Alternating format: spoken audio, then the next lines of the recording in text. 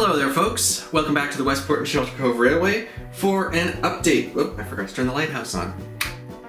Welcome back to the Westport and Shelter Cove Railway for an update video. Haven't done one of these in quite a long time. There's a bit of stuff to cover. First, something that people have been requesting, which is that there's a few locomotives I've showed in the past in update videos that I said I was going to give an update on, and I forgot to. And I'm sorry about that. I will try my best to cover them today. Let me know in the comments if there's any that I forgot. First of all is the Mantua 2662 logger. This was quite a while back. I bought this quite cheap, thinking I would restore it and get it running again and make it part of the fleet, but I did discover after taking it apart that it was actually in pretty shabby shape. There was stuff falling off of it. That's kind of a common thing with those Mantua loggers, unfortunately. What I ended up doing was parting it out, and I had these grand plans to put pieces of the two engines together to make a 280. I don't remember what my end goal was for that, but I got as far as getting the chassis put together and kind of lost interest in the project. So I believe it's still in my closet somewhere. I have used parts from that engine on a few different ones, but the logger as it sat originally is not getting put back together. So sorry about that for all of those who are interested in it, but maybe I'll get another at some point, I don't know. Next is the Atlas HO Scale RS3, and I've actually got that down here. I did have this as a regular part of the fleet for quite a while. I was running it normally, but last time I tried to run it, it was just completely dead for some reason, and I don't know why. Actually, you know what? Let's try it right now. 8436. I have all the DCC addresses of my engines set to their road numbers. Let's see what happens. Yeah, it works. Yeah, I don't know what was going on before. Seems a little bit sluggish, but that might just be the momentum setting I've got in it. But yeah, this thing works. I don't know what I thought was wrong with it. Anyway, alright, well, I guess I can put that one back in the normal. Oh, that's why it's sluggish. I've got the momentum turned way up. Set the momentum to 0. Forward. Oh yeah, that works totally fine. Okay, yeah, I just had the momentum turned way far up. Another locomotive that I had actually kind of forgotten about until recently was the Prairie that I built out of a Bachmann 280, and you may notice it's not a Prairie anymore. I converted it to a 10-wheeler for reasons that will shortly become clear. Now, the other thing is this no longer has a motor in it. It just rolls freely because it has something else in it. I'm actually using this as a guinea pig for a smoke system. So what I did was I bought a smoke unit that's designed for RC cars, which produces way more smoke than any of the ones that I've ever seen for trains, but it does take up a lot of space. It takes up pretty much the entire boiler. The battery and radio control system sit in there, then the actual smoke unit is inside here. You fill it through the safety valve. It just runs on standard smoke fluid. I'm just using straight propylene glycol. And the reason I had to convert it to a 10-wheeler is because I had to take the weight out of the boiler to fit the smoke unit in there, which made the weight balance all wrong, and it was tipping over backwards and lifting the front wheels up. It needs to be pushed by another locomotive from the back, but I will put some footage in here of it running. Not really a practical thing to use all the time, but an interesting experiment. I basically just want to see how much smoke I could make an HO locomotive produce. And it's quite a lot. Anyway, this was mostly just a thing that I did to see if it could be done. I don't think it's really worth making a video about. I do have a different experimental smoke system that I probably will make a video about at some point. But anyway, that's what happened to that engine.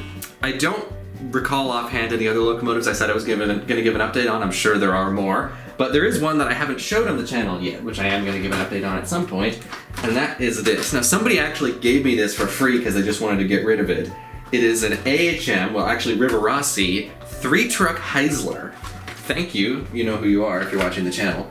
It is not currently running as such because it's missing the drive shaft that goes between the second and third truck. I need to figure out how to manufacture one of those or find one. I'm not overly optimistic about finding one. What I've done temporarily is just taken the gearing out of the rear truck so it freewheels. So technically this does run, it's just only powered by the first two trucks. Now, I've never had a Heisler before. I do have a Shay, which I need to do a video on re-gearing at some point. It's very similar to a Shay in a lot of ways, except that all of the gearing and stuff is in the middle instead of along the side, which actually kind of makes more sense in mechanical terms, although I guess it would be harder to service. But I don't know, I just think it's a really cool model. I'm so pleased that I got one. And actually, let's try and run it real quick. Turn that to DC, power on, and it's quite noisy, but it does run. But I am gonna try and fix that drive shaft. I'm going to try to make this run, and then I'm going to do a full video on it because these are really fascinating engines. Another engine that I bought recently that hasn't been on the channel is this. Yes, it's another Spectrum. Not only that, it's another Spectrum 460, my favorite model steam locomotive, as most of you probably know. Got all the original paperwork. I did pay quite a bit for this on eBay, but it is quite a nice example. This is an undecorated low boiler version. I have my high boiler version right here, and it is absolutely beautiful. It does have a problem, however. This thing was supposedly new in box when I bought it, but I discovered that the motor was bad. It seems like these things just cannot escape motor issues. I thought it just needed some running in time, but then it turned out that one of the motor poles was burned out, so about 1/5 of the time, when I stop it, it will not start again, and it's very rough at low speed. So I contacted the seller. They were very nice about it.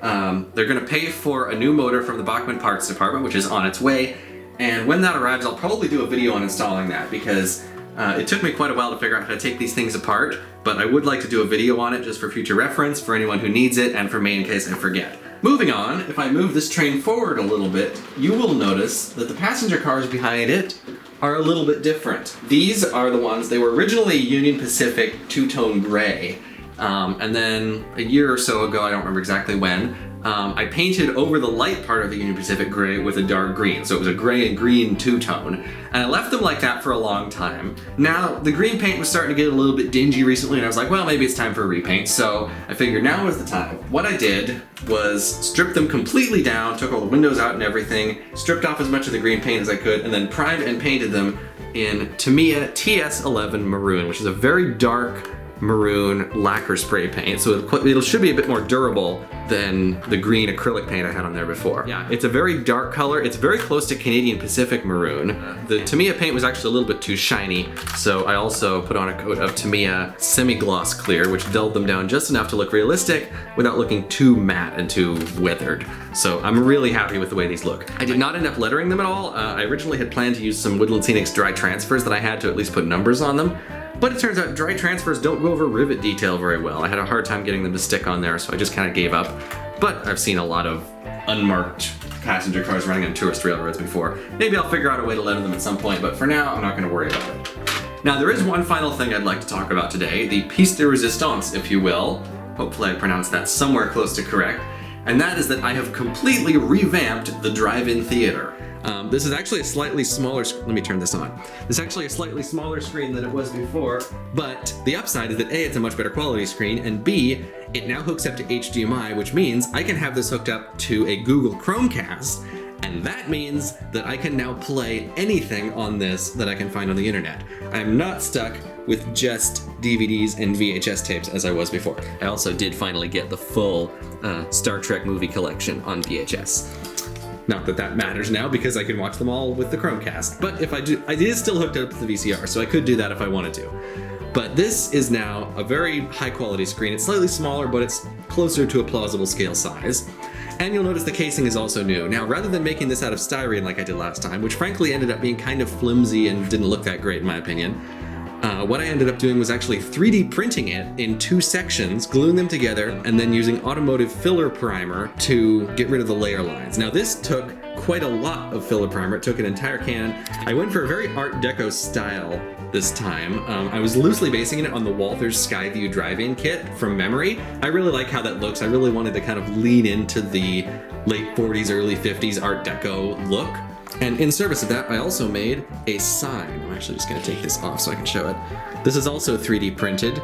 I didn't end up using filler primer on this one, I just hand painted it, but I think it looks fine.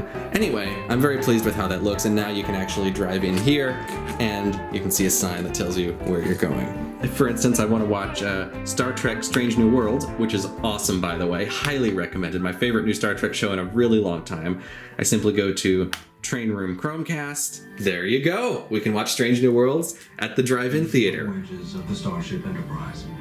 I am thinking about doing a video soon. I have a model kit for this version of the Enterprise that I want to build, and it's very different from stuff I normally do on the channel, but I'm thinking I might do a video on it just because I think it'd be cool to do something a little bit different.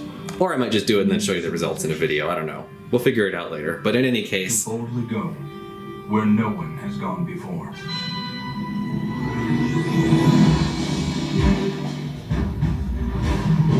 turn the sound off so I don't get copyright strike again. Anyway, folks, that about wraps up this little update video. I have another video coming very soon, another locomotive review. I put a poll on the channel to see what you guys wanted to see in the future out of all the different kinds of videos I've done. Nobody at all voted for helicopter shenanigans, which was a little disappointing because I like doing those, but whatever. I may do them anyway. But I will do more locomotive reviews. I do have another locomotive that I haven't shown yet, even in this update video, that I want to save for a surprise reveal. I've also just put up a review of the Broadway Limited Union Pacific Challenger over on the BC Hobbies channel, so go check that out. I'll put a link in the description to that. That, as a matter of fact, is the last video in which you'll ever see the old drive-in.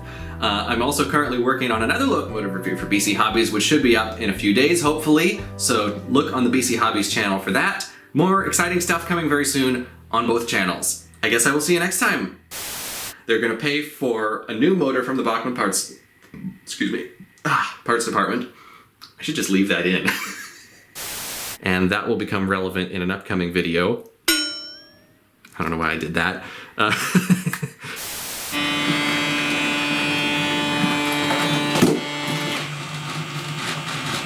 Well, that was an interesting thing to capture on film.